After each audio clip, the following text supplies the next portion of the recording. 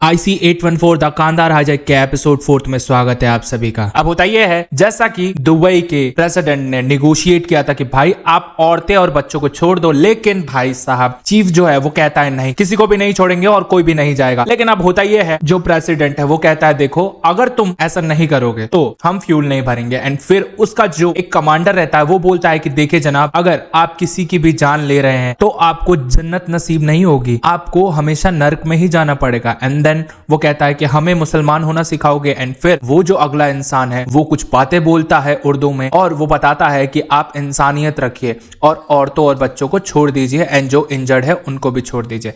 इसके बाद यहाँ पे निगोशिएट करने के बाद होता ये है, हाईजैकर्स जो होते हैं वो कहते हैं ठीक है हम सिर्फ 26 लोगों को छोड़ेंगे और जिसमें औरतें और बच्चे भी होती हैं। एंड फिर वो औरतों और बच्चों को रिलीज कर देते हैं, साथ साथ जो बीमार है उनको भी रिलीज करते हैं एंड जो इंजर्ड है उनको भी रिलीज करते हैं।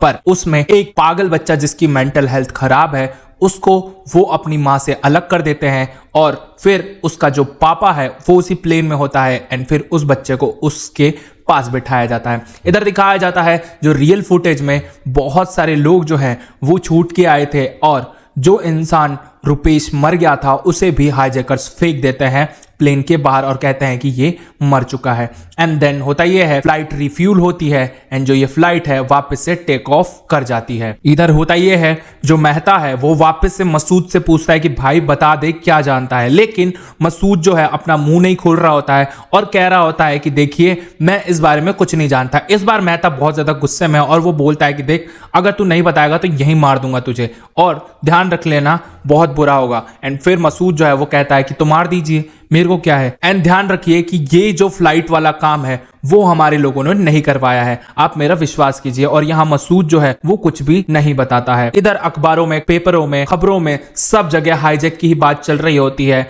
एंड सारे लोग परेशान होते हैं। इधर होता यह है बताया जाता है अफगानिस्तान के बारे में, क्योंकि वहां पे है मुल्ला उमर नाम का एक प्रेसिडेंट जो कि बहुत ज्यादा खतरनाक है। इनका वायलेंट तरीका देख के सारे देशों ने इनसे रिश्ते तोड़ लिए थे और फिर ये देश अलग ही हो गया था। इसके बाद होता यह है हाईजैकर्स बोलते हैं हम कांधार जाएंगे एंड फिर फ्लाइट जो है कांधार के लिए निकलती है। इधर दिखाया जाता है, पता चलता है मिश्रा जी को कि फ्लाइट जो है वो कांधार के लिए जा रही है एंड देन फ्लाइट जो है कांधार में लैंड कर जाती है। इधर जहां पे हाईजैकर्स बोल रहे होते हैं कि देखो वहां पे मोटरसाइकिल पे एक आदमी चल रहा है तुम उसका पीछा करो और कैप्टन जो है उसका पीछा करता है एंड फिर मुल्ला उमर के सारे आदमी जो है कार में भर के आते हैं और उस प्लेन को घेर लेते हैं और इस प्लेन के सामने बैठ जाते हैं और आराम से बातें करने लग जाते हैं। इन सब लोग चौंक जाते हैं कि ये हो क्या रहा है और ये अफगानिस्तान ही है ना। एंड देन होता ये है सारे जो रॉ और आईबी वाले हैं वो परेशान है कि फ्लाइट जो है कांधार लैंड कर चुकी है एंड इनको इंफॉर्मेशन मिलती है। अब बताया जाता है कि हाईजैकर्स बोलते हैं चलिए अब आप लोग रेस्ट कर लीजिए, प्लेन जो है रिफ्यूल नहीं हो जाता तब तक ये प्लेन कांधार से नहीं उड़ने वाला है। एंड फिर होता यह है हाईजैकर्स जो है वो आराम से नीचे उतरते हैं और बात करने जाते हैं मुल्ला उमर से। और ये बहुत ज्यादा सस्पिशियस तरीका था क्योंकि हाईजैकर्स क्यों जाएंगे अफगानिस्तान के प्रेसिडेंट से बात करने, और ये बात समझ नहीं आ रही थी किसी को भी। फिर होता यह है हाईजैकर्स जो है वो बोलते हैं कि देखिए प्लेन में खाने पीने की सामान की कमी है और हम आपसे चाहते हैं कि आप खाने पीने का सामान जो है वो मंगवा दीजिए। एंड देन होता यह है खाने पीने का सामान और पानी की बॉटल्स, यहाँ तक कि जो भी चीजें जरूरतमंद है वो सब पहुंचाई जाती है प्लेन तक। न्यूज में एक खबर आती है कि प्लेन जो है वो कांधार पहुंच चुका है एंड सारे लोग परेशान हैं। और इधर अटल बिहारी वाजपेयी जो है वो निगोशिएट करने से मना कर देते हैं और कहते हैं कि ये जो भी हरकत है वो बहुत ज्यादा गंदी है और हम निगोशिएट नहीं करेंगे हाईजैकर्स से, और यहाँ पे सख्त मना हो जाता है। इधर रॉ और आईबी तो परेशान हो जाती है कि पीएम ने तो मना कर दिया है। एंड देन होता यह है सारे जो क्रू मेंबर्स हैं प्लेन के वो एक जगह पे मीटिंग कर रहे होते हैं एंड तभी चीफ आता है और कहता है कि पीएम ने मना कर दिया है निगोशिएट करने से। एंड फिर ये लोग बोलते हैं कि अब इस प्लेन को क्रैश ही करवाएंगे हम और अब एक ही रास्ता है। इधर सारे जो लोग हैं वो परेशान हैं और वो दिल्ली इंटरनेशनल एयरपोर्ट पे इंतजार कर रहे हैं। फिर पता चलता है कि जो लोग दुबई से छूट के आए थे वो इंडिया पहुंच चुके हैं एंड उनको सही सलामत उनके घर पहुंचा दिया गया है। अब यहाँ पे हमारी कैप्टन की बीवी जो है वो न्यूज में बोलती है कि देखिए मेरे पति जो है वो सही सलामत सारे लोगों को लेके आएंगे, आप चिंता मत कीजिए। इधर सारे लोग परेशान हैं, रात हो जाती है, सब लोग एरोप्लेन में बैठे रहते हैं एंड देन सब लोग मायूस हैं। रॉ और आईबी परेशान है कि कैसे हम बिना निगोशिएशन के लोगों को छोड़ाएं, क्योंकि 3 दिन हो चुके थे हाईजैक के और किसी को भी कुछ भी खबर नहीं थी। यह दिन था दिसंबर 26, 1999 को और कांधार में लोगों को चाय पूछा जा रहा था एंड इधर वॉशरूम फैसिलिटीज जो हैं वो लोगों को प्रोवाइड कराई जा रही थी, क्योंकि अब एक ही वॉशरूम लोग यूज कर सकते थे, दूसरा वॉशरूम वो हाईजैकर्स और कैप्टन्स के लिए था और क्रू मेंबर्स के लिए था। इधर बहुत ज्यादा तकलीफ हो रही थी लोगों को, बहुत ज्यादा बदबू आ रही थी, क्योंकि लोग एक ही वॉशरूम यूज कर रहे थे एंड वो बार बार उसी वॉशरूम में जा रहे थे। वॉशरूम भी फुल हो गए थे एंड हाईजैकर्स को भी अब प्रॉब्लम हो रही थी और बहुत सारा इनको टेंशन झेलना पड़ रहा था। तभी होता यह है, हाईजैकर्स पूछते हैं कि क्यों ना हम एरोप्लेन का गेट खोल दे ताकि ये जो बदबू है वो बाहर चली जाए एंड फिर जो डॉक्टर है वो परमिशन दे देता है। तभी वहां पे एक एयर हॉस्टेस जो है वो जाके गेट खोल देती है एंड इधर डॉक्टर को गुस्सा आ जाता है एंड वो खींच के एक थप्पड़ मार देता है उसे और कहता है कि जब तक मैं ना बोलूं तब तक मेरी इंफॉर्मेशन के बगैर ये गेट नहीं खुलने वाला था, तुमने खोल कैसे दिया। और उसको बहुत ज्यादा डांटता है, साथ साथ छाया को भी डांटता है।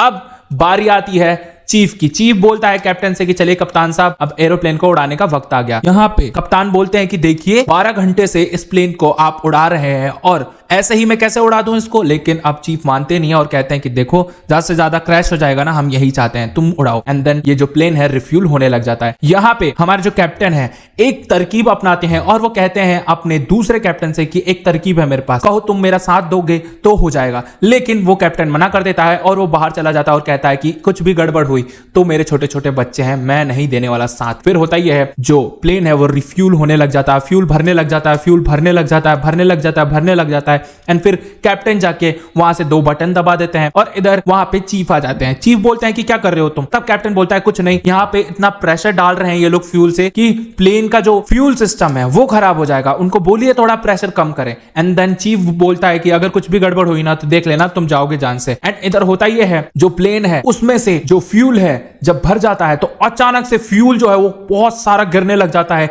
एंड सारा फ्यूल जो है प्लेन से नीचे गिर जाता है एंड इसके बाद जो टंकी है वापस से खाली हो जाती है। एंड देन इधर सारे लोग डर जाते हैं। तभी चीफ आता है और उसके ऊपर गन रख देता है और कहता है कि तुमने क्या किया, तुमने क्या किया, हाँ बताओ तुमने क्या किया। एंड फिर यहाँ पे कैप्टन कुछ बता नहीं रहे होते हैं। तभी होता यह है एक इंडियन एम्बेसी का प्लेन उतरता है कांधार पे एंड निगोशिएट करने की कोशिश करता है कांधार वालों से कि हाँ भाई बात हुई क्या। इधर एक प्रेस कॉन्फ्रेंस रखी जाती है जहां पे बताया जा रहा होता है कि हम जल्द से जल्दी अपने लोगों को इंडिया ले आएंगे। और फिर उसी प्रेस कॉन्फ्रेंस में होता यह है कुछ सिविलियंस जो है वो घुस जाते हैं जिनके फैमिलीज जो है वो प्लेन में है एंड वो कंप्लेन मारने लग जाते हैं कि आपने ऐसा किया, आपने ऐसा किया। इधर कांधार में भी एक प्रेस कॉन्फ्रेंस होती है जहां पे बहुत सारे सवाल पूछे जा रहे होते हैं और सबसे बड़ा सवाल तो ये होता है कि कांधार वालों को पता कैसे था इतने सारे लोग अचानक से आएंगे और आपने इतनी जल्दी फूड और वाटर फैसिलिटीज प्रोवाइड कैसे करवा दी।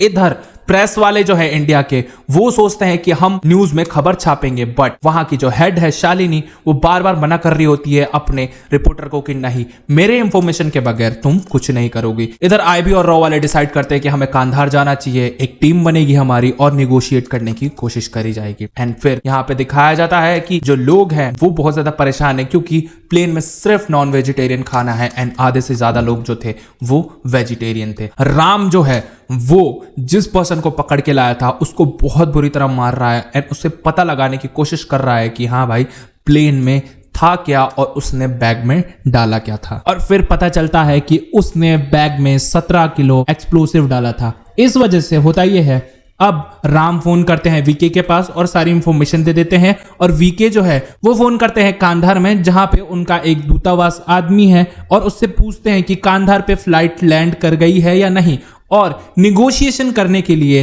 कांधार भेजी गई थी एक फ्लाइट जो लैंड कर जाती है। और ये जो एपिसोड है यही खत्म हो जाता है। तो प्लेलिस्ट आपके सामने आ रही है, क्लिक कीजिए, एंजॉय कीजिए, वीडियो को लाइक कीजिए, चैनल को कीजिए सब्सक्राइब और बने रहिए मेरे साथ। इस स्टोरी को हम आगे भी कंटिन्यू करेंगे।